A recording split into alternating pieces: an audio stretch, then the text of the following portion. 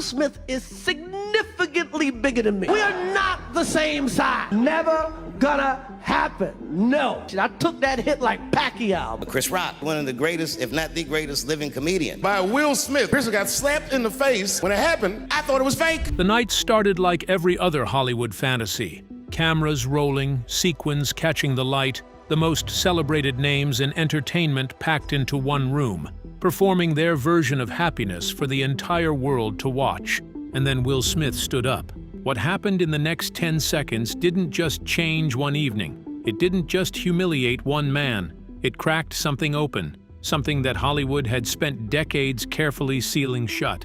And what spilled out of that crack shocked everyone who thought they understood how the entertainment industry really worked. But here's the thing nobody talks about enough. Will Smith didn't just slap Chris Rock. He handed two of the greatest comedians alive the sharpest, most devastating material of their careers. And when Chris Rock and Dave Chappelle finally responded, they didn't whisper. They didn't hold back. They didn't forgive. They dismantled him. Stay with us, because what these two men revealed about Will Smith, about his marriage, his psychology, his choices, is more brutal, more surgical, and more revealing than anything you've seen on a late-night show or a celebrity interview. This is the Hollywood bombshell that nobody expected to detonate, and it's still going off. The night, everything changed. Let's go back to the beginning, because context matters here. The 94th Academy Awards, the Dolby Theater in Hollywood. It was supposed to be a celebration. Will Smith was sitting in the front row with his wife, Jada Pinkett Smith, knowing, or at least strongly suspecting, that tonight might be his night. His performance as Richard Williams in King Richard was being talked about as one of the year's best. Chris Rock took the stage in a blue velvet tuxedo jacket, relaxed and confident, carrying the kind of energy you'd expect from a comedian who'd hosted these things before. He looked out at the audience, spotted Jada Pinkett Smith's shaved head, a result of alopecia, an autoimmune condition that causes hair loss, and made what he would later describe as the nicest joke he ever told. He compared her look to G.I. Jane. One line. Jada, I love you. G.I. Jane. A reference to Demi Moore's iconic shaved head role from 1997. The joke landed with mild laughter. Jada rolled her eyes. Will Smith, and this part is important, initially smiled. He laughed. For a brief moment, everything was normal. And then something changed behind Will Smith's eyes. He stood up. He walked calmly onto the stage, while Chris stood there holding the microphone, presumably wondering if this was a bit, and he slapped Chris Rock across the face with an open hand that produced an audible crack heard through the entire sound system. The Dolby Theater erupted in confused murmurs. Was it staged? Had they planned this? Chris himself wasn't sure. Then came Will's voice, amplified by the microphones near his front row seat, shouting twice with escalating rage to keep his wife's name out of Chris's mouth. The profanity, normally bleeped on live television but broadcast uncensored internationally, confirmed it instantly. This wasn't scripted. This was real violence playing out at Hollywood's most prestigious event. Chris, still reeling, attempted to continue presenting with 8 words that deserved their own place in comedy history. That was the greatest night in the history of television. No security came. No one removed Will Smith from the venue. The show just continued. Less than 40 minutes later, Will Smith won Best Actor. And the Oscar goes to... Will Smith! Let that settle for a moment. He stood on that same stage. He received a standing ovation from the same room that had just watched him commit assault. He gave a rambling, emotional speech about love and protecting his family. He cried, and Hollywood clapped. Jim Carrey, watching from home, said on CBS Mornings what many were thinking, that you do not have the right to walk up on stage and smack somebody in the face because they said words, and that the industry's standing ovation showed a spinelessness that was genuinely disturbing to witness. The comedy community rallied around Chris Rock almost immediately, not just out of professional solidarity, but because they understood what was actually at stake. If violence against comedians became acceptable, if it was met with standing ovations instead of consequences, then an art form that requires risk, vulnerability, and willingness to offend was fundamentally endangered. Will resigned from the Academy 4 days later. The board subsequently banned him from the Oscars for 10 years. He kept his statue. And Chris Rock said nothing. for nearly a year. But before Chris finally broke his silence, something happened that linked these two incidents together in a way that would define how the entire comedy world understood the aftermath of that night. Dave Chappelle was attacked on stage, and it happened just 5 weeks later. The invisible fence breaks.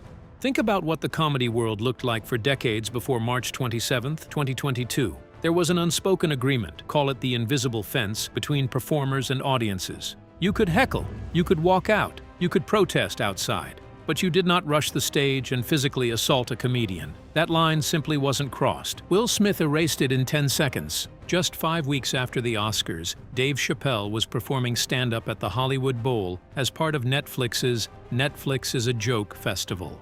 Toward the end of his set, 23-year-old Isaiah Lee breached security, jumped a barrier, and physically tackled Chappelle to the ground. Overnight, comedian Dave Chappelle attacked on stage while performing at the Hollywood Bowl. He was carrying a replica gun fitted with a folding knife blade. Security guards and celebrity audience members, including Jamie Foxx and Busta Rhymes, immediately intervened.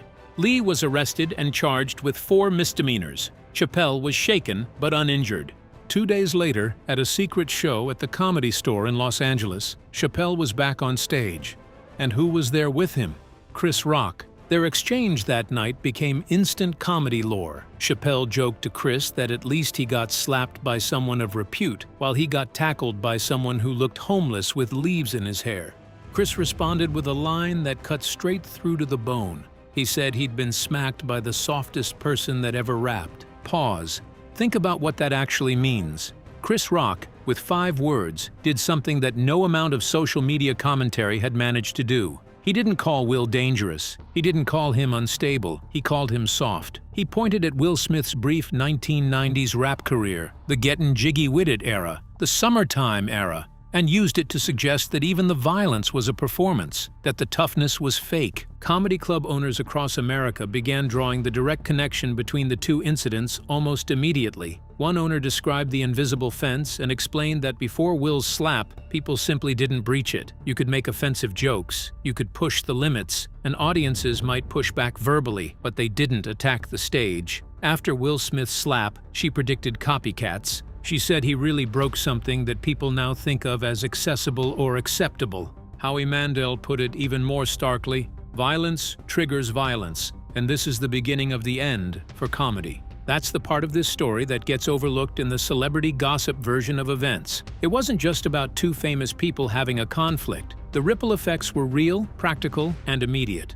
Venues had to reconsider security protocols. Comedians had to think about barriers between themselves and their audiences. The invisible fence was gone, and the entire profession of stand-up comedy was left wondering what came next. So what did Chris Rock and Dave Chappelle do? Did they retreat? Did they tone it down? Did they play it safe? They did the opposite. And that's when things got truly extraordinary. The joint tour and the first volleys. 4 months after the slap, Chris Rock and Dave Chappelle embarked on a joint comedy tour that began in Liverpool, England at the M&S Bank Arena on September 1st, 2022. The tour hadn't been created specifically as a response to Will Smith. It had been planned before either attack, but it became the stage where both men delivered their first sustained public responses to what had happened to them. And what they said in Liverpool set the tone for everything that followed. Chris took the stage first. He told the audience that Will Smith's YouTube apology video, "Chris, I apologize to you," which Will posted in July 2022 and addressed directly to Chris, felt to him like a hostage video. That's a devastating framing, not a heartfelt apology, a calculated PR move, a performance for the cameras, just like everything else Will Smith does. When footage of that apology circulated online, with Will Smith expressing hope that they could be friends again, Chris's response was unambiguous. He didn't care. He also noted that the slap still hurt, and that while Will Smith played Muhammad Ali in a movie, Chris Rock couldn't even play Floyd Mayweather. The joke landed precisely because it highlighted the physical reality. This was a large, powerful, trained man who hit a smaller comedian at a globally televised event. There was nothing balanced about it. Chris also started referring to Will Smith as Sug Smith, drawing a comparison to Suge Knight, the Death Row Records music executive currently serving a 28-year sentence for voluntary manslaughter. Linking Will Smith to a convicted felon doing time for killing someone wasn't an accident. It was a carefully chosen rhetorical bomb.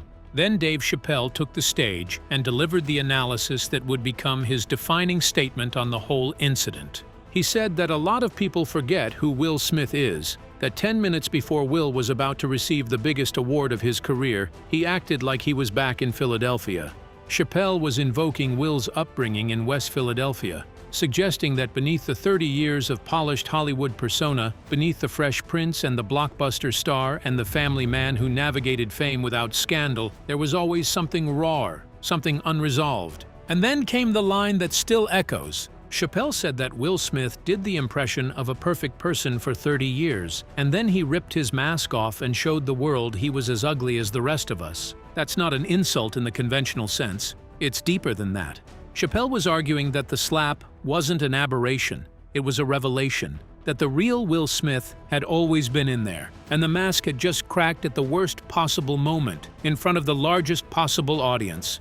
He also said something that surprised people. Whatever the consequences are, he hoped Will doesn't put his mask back on.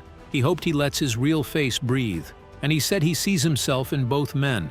That last part is what separates Chappelle's commentary from simple condemnation. He wasn't just pile on. He was genuinely trying to understand something about fame, performance, and the cost of maintaining a public image that doesn't match your private reality. For 30 years, Will Smith had been America's safe choice, likable, family-friendly, scandal-free. The slap revealed what was underneath. The tour continued through Europe, through London's O2 Arena, through venues across the continent. Chris and Chappelle performed separately, but shared stages and occasionally riffed together on the attacks they had endured.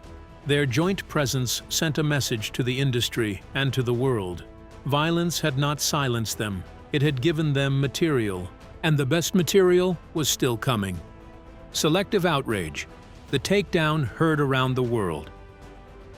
On Saturday, March 4th, 2023, almost exactly 1 year after the slap, Netflix aired its first-ever live comedy special, Chris Rock performing Selective Outrage, broadcast from Baltimore's Hippodrome Theater. The event was treated like a comedy Super Bowl. Pre-shows, after-shows, celebrity appearances. Chris took the stage dressed entirely in white, wearing a Prince necklace, and opened by noting, sarcastically, that he was going to try to do a show without offending anybody, because you never know who might get triggered. For 60 minutes, he performed about woke culture, the Kardashians, Meghan Markle, selective outrage as a cultural phenomenon, defining the concept as being choosy about who gets canceled for which offenses. He was sharpening the blade the whole time, building toward something. And then, with 10 minutes left, he turned. He began by acknowledging what had happened, that he'd been smacked by someone he had utmost respect for. He noted that while he'd kept quiet for nearly a year, people kept asking if it hurt, so he finally answered, "It still hurts." He said he's got "Summertime" still ringing in his ear. That reference, using Will Smith's biggest rap hit to describe the ongoing physical and psychological impact of the slap, was the first blade. It took Will's artistic legacy and turned it into a punchline about violence. The song that launched Will Smith's career now described the sound of being hit by Will Smith. Chris then pivoted to the physical reality. He pointed out that Will Smith is significantly bigger than him, that Will played Muhammad Ali in a movie, that Chris played Pookie in New Jack City and a piece of corn in Pootie Tang. The self-deprecation was perfect. He wasn't claiming victimhood. He was acknowledging reality. This wasn't a fight between equals. It was a much larger man hitting a smaller man at an event where cameras were rolling. But then came the central argument, the thesis that turned the whole special into something more than comedy. Chris stated that everybody in the room knew what happened, and everybody who really knows understands that Chris had nothing to do with any of it, because Chris didn't have any entanglements. The word entanglements detonated the crowd. It was a direct reference to the infamous Red Table Talk episode where Jada Pinkett Smith discussed her relationship with singer August Alsina, a relationship she described as an entanglement. The episode, in which Will sat beside her as she explained the relationship on camera, had been one of the most talked about celebrity celebrity moments of recent years. Chris wasn't just reminding the audience of something uncomfortable. He was making a specific, devastating argument. Jada's affair had publicly humiliated Will. The internet had mocked him mercilessly. His wife had described the relationship as an entanglement on camera while he sat there. And Will couldn't hit Alsina. He couldn't hit the trolls. He couldn't hit the internet. So he hit Chris Rock, someone smaller, someone he knew wouldn't fight back, at an event where cameras would broadcast it to the entire world. Chris spelled it out directly. He said everybody called Will Smith certain names, and everybody called his wife a predator. But who did Will hit? He hit Chris, someone Will knows he can beat. And Chris called that some weak behavior. That word, weak, is the real wound. Not violent, not unstable, weak, cowardly. The slap wasn't an act of strength or protection. It was displaced rage from a man who'd been emasculated by his wife's affair and couldn't respond to the actual source of his humiliation. Then Chris added the historical context. He reminded the audience that in 2016, Jada had publicly called for Chris to step down from hosting the Oscars because Will wasn't nominated for concussion. She started the conflict. She demanded Chris quit his job because her husband didn't get an award, and then her husband gave Chris an actual concussion. The concussion pun landed perfectly. It was exactly the kind of comedic inversion Chris specializes in, taking something serious and finding the angle that makes an audience laugh despite themselves. He followed it with a moment of genuine emotion that surprised many viewers. He acknowledged that he'd loved Will Smith his whole life, that he'd seen him open for Run DMC, that he'd rooted for him his whole life. But now, he said, he watches Emancipation just to see Will Smith get punished, that he finds himself rooting for the wrong side. That's a genuinely transgressive joke, invoking a film about slavery to suggest Will deserves the punishment his enslaved character endures. Chris delivered it with such commitment that the audience couldn't help but laugh, even while recognizing how dark it was. And then he closed with the question everyone had been asking: why didn't you do anything back? His answer was simple and devastating. He said his parents raised him right, and one thing his parents taught him is not to fight in front of white people. The punchline destroyed the room. It reframed his entire response, his year of silence, his refusal to press charges, his decision to let comedy be his answer, as not weakness, but wisdom. Generational wisdom about how black men navigate a world that judges them harshly for displays of aggression. His dignity wasn't absence of rage, it was a choice. According to sources close to Will Smith, he didn't watch the special himself. He had people report back to him what was said. He reportedly feels embarrassed and hurt, and believes that after trying to make amends,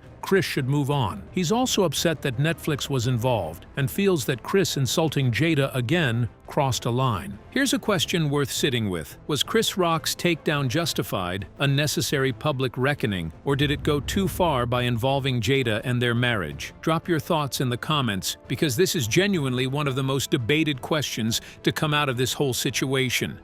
The Dreamer, Chappelle's philosophical response.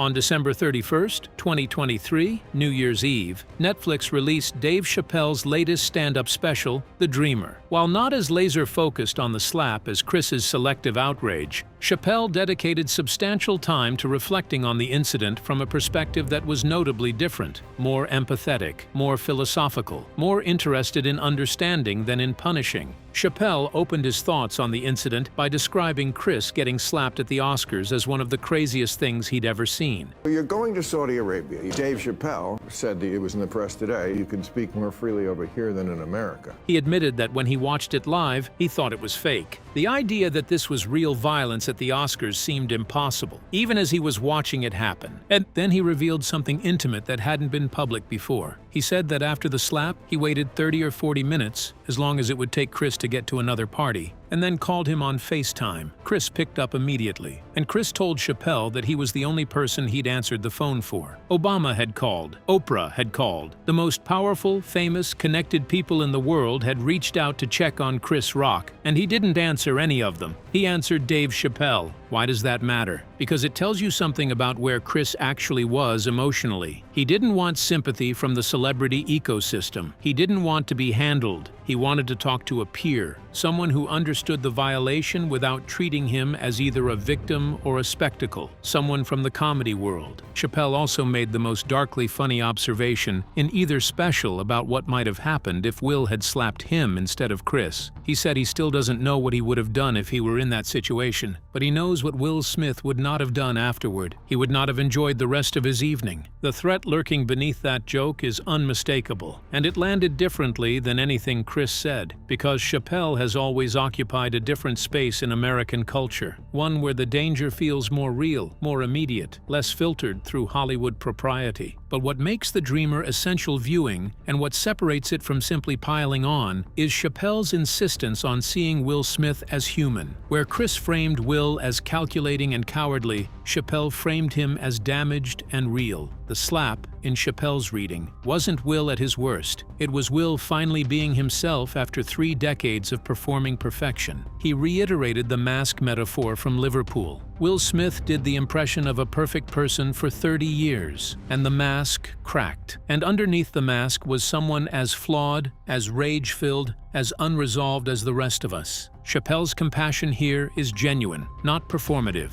He wasn't excusing the violence. He was contextualizing it. He was saying that fame doesn't eliminate human dysfunction. It amplifies it. And that 30 years of presenting a flawless public face to the world comes at a cost that eventually has to be paid, one way or another. The fact that Chappelle says he sees himself in both men is the key to understanding everything. He understands Chris's violation. He also understands Will's rage. He's existed in that space where the pressure of black celebrity in America, the expectation of dignity, composure, grace under scrutiny, presses down until something gives. Together, Selective Outrage and The Dreamer represented 2 different but complementary responses to the same moment. Chris's anger was raw, personal, aimed at accountability through public humiliation equal to what he'd experienced. Chappelle's reflection was philosophical, aimed at understanding the why rather than simply punishing the what. Which approach resonates more with you? Was Chris's takedown the right response? Or did Chappelle's more empathetic reading get closer to the truth? This is one of the few celebrity stories in recent memory where both perspectives feel genuinely valid. The permanent damage to Will Smith's legacy. Here's where we have to reckon with the lasting impact, not on Chris Rock, not on Dave Chappelle, but on Will Smith himself. Because when the dust settled, when the specials aired and the tours ended, and the think pieces ran their course, the person left holding the most damaged reputation wasn't the one who got hit. Before March 27, 2022, Will Smith had one of the most remarkable careers in Hollywood history. He had navigated 30 years of celebrity, from The Fresh Prince of Bel-Air to blockbuster action films to Oscar-nominated dramatic performances, without a single major public scandal. That's almost unheard of at his level of fame. He was likable across demographic lines, across generations, across genres. He was the kind of star that studios built franchises around because audiences genuinely trusted him. You bought a ticket to a Will Smith movie, and you knew what you were getting. You knew you were safe. Think about what that kind of brand equity actually represents. 30 years of carefully curated public image. 30 years of interviews where he was charming, self-deprecating, warm. 30 years of navigating Hollywood's most treacherous corridors without a single incident serious enough to stick. That's not an accident. That's work. That's an entire identity, built brick by brick, maintained with extraordinary discipline. And it collapsed in about 10 seconds. The 10-year Oscars ban is the formal institutional consequence. The Academy's way of putting something on paper, of drawing a line for the cameras. But the informal consequences are arguably far larger and far more permanent because they can't be lifted by a board vote. Will Smith's name is now inseparable from the slap. Every interview, every red carpet, every new project is shadowed by it. His attempt to rebuild, the YouTube apology video, the press tours for emancipation, the gradual reemergence on social media has been met with the kind of skepticism that doesn't easily dissolve, the kind that follows a person into every new room they enter. There's also the specific cruelty of timing. Emancipation, his first major project after the slap, was a serious, powerful film about a man enduring unimaginable suffering with dignity and resilience. It was exactly the kind of performance that, under normal circumstances, might have earned him a second Oscar nomination. Instead, it became a footnote. The discourse around the film was never really about the film. It was always about him, about whether you could watch him suffer on screen without thinking about what he'd done, about whether you were supposed to root for him. Chris Rock's comedy special ensured that the public narrative would never settle into something forgiving. It isn't just Will Smith had a bad night. The narrative now, the one that Chris spent a year sharpening before delivering with surgical precision to a global audience, is this: Will Smith was publicly humiliated by his wife's affair, found himself unable to respond to the actual source of that humiliation, and chose instead to displace his rage onto a smaller, safer target at a globally televised event, knowing that the cameras would capture it and that Chris Rock would not fight back. That framing, whether you agree with it or not, whether you think it's fair or reductive, is extraordinarily damaging because it recharacterizes the slap from a moment of volcanic, uncontrolled emotion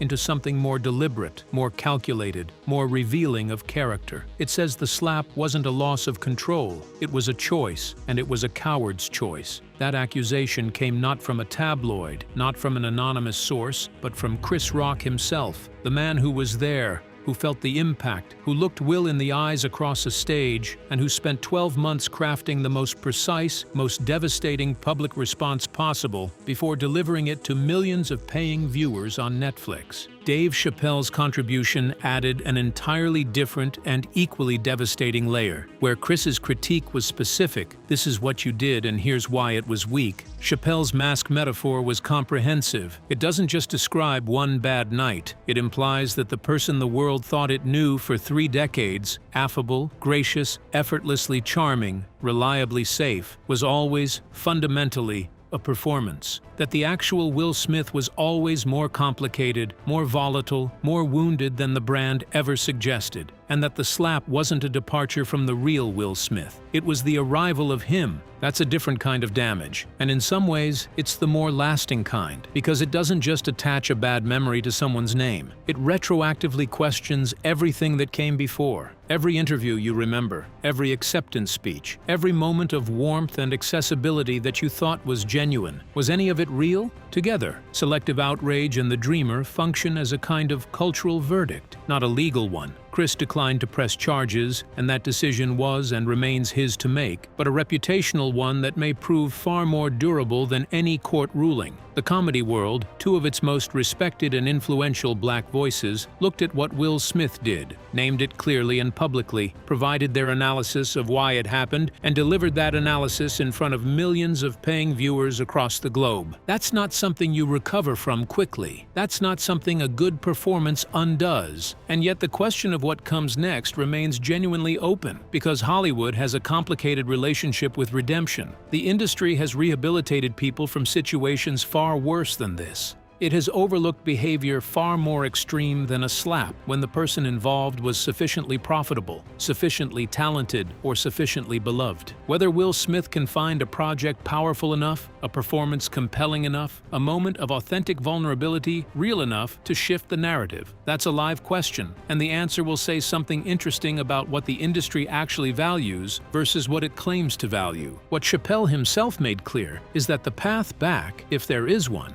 doesn't run through polished apology videos or carefully managed press campaigns. It runs through genuine honesty, through letting the real face breathe, as Chappelle put it, instead of reaching back for the mask. Whether Will Smith is capable of that, whether any star who has spent 30 years constructing a flawless public image is capable of abandoning it, remains to be seen. What do you think? Is Will Smith's career genuinely recoverable? Can a star come back from something this specific, this viral, this relentlessly and publicly analyzed? Or has the combination of the slap, the subsequent specials, and the years of internet scrutiny permanently recalibrated how the world sees him? Drop your honest answer in the comments, because how people respond to that question reveals something important about what we actually demand from our celebrities when they fall.